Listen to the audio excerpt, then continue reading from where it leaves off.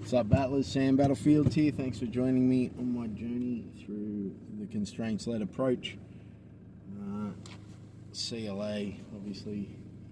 Coaching in general. Had a good morning. It was 2 morning purple belts, Levi and Dave. And it was good. It was really good. We had a discussion on so basically started the session doing like a game where I said to them, hey, we know what a good grip looks like, but you know the goal is to get 2 grips and deny them getting 2 grips at the same time, right? So I could have said, I could have gone into a bit more detail with this, but they're purple belt, so you know they do know what a good grip is. Obviously, it's gi. But B, I was also like, 2 grips, and denying them 2 grips is a task in itself, right? And then Levi was like, yeah, but how, like, we know that, but, and it was a great question, because it's asking how would I cue it for white belts, so who don't know what a good grip is.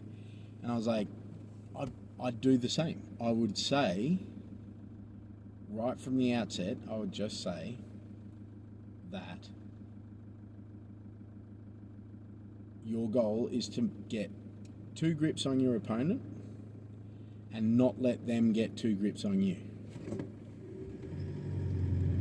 And see how that plays out, right? Because the reality is that when you're playing a grip game, that is the game, right? That's the whole game, is you trying to get 2 grips and then deny them getting grips. And the question sort of arose, well, yeah, but what happens if,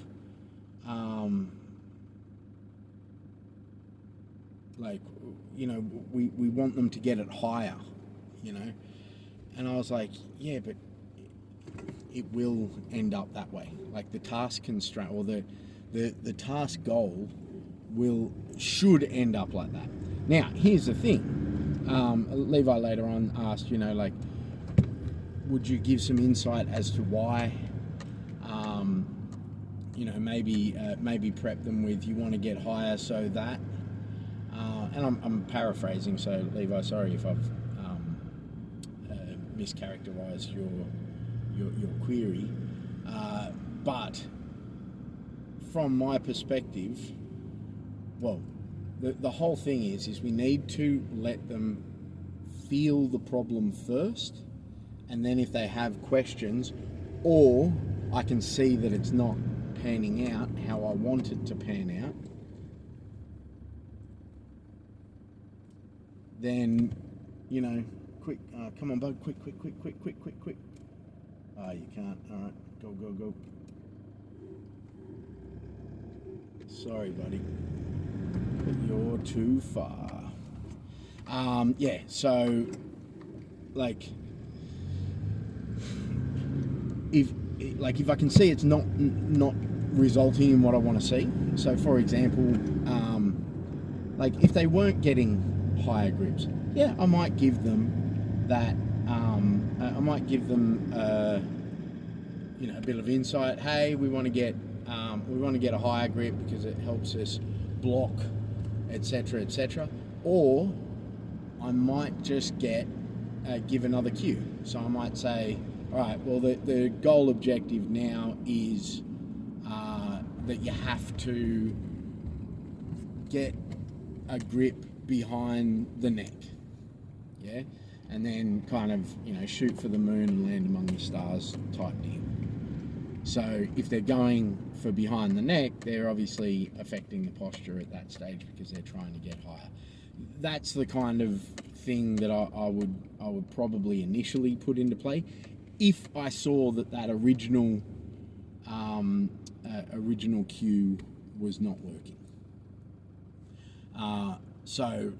And I've kind of this has developed. This has definitely developed, because there was a stage where I would kind of like explain why and give an insight as to how it works, and maybe even like, hey, I'd be aiming to go a bit higher on this and that sort of thing. But like, so another example I gave was one of the task goals for breaking down turtle was hip hooray, but you had to have a meaningful connection around the head and shoulders, or in like a figure 4 grip on the arm, right? So that added a little bit more. But so if I back up a bit,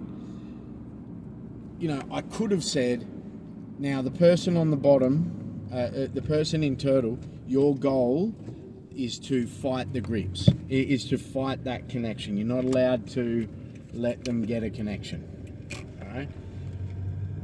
And then that might have said, well, why, right? Why don't I get a connection? So, we'll feel the problem first. Yeah, so I want people to feel the problem first, in order to then be able to understand what the solution to that problem is. So, like, yeah, so in that case, like, afterwards, if they said, so yeah, like, I've stopped them from getting the connection, or hey, they got a connection on me a couple of times, but I still don't understand why I'm trying to stop the connection.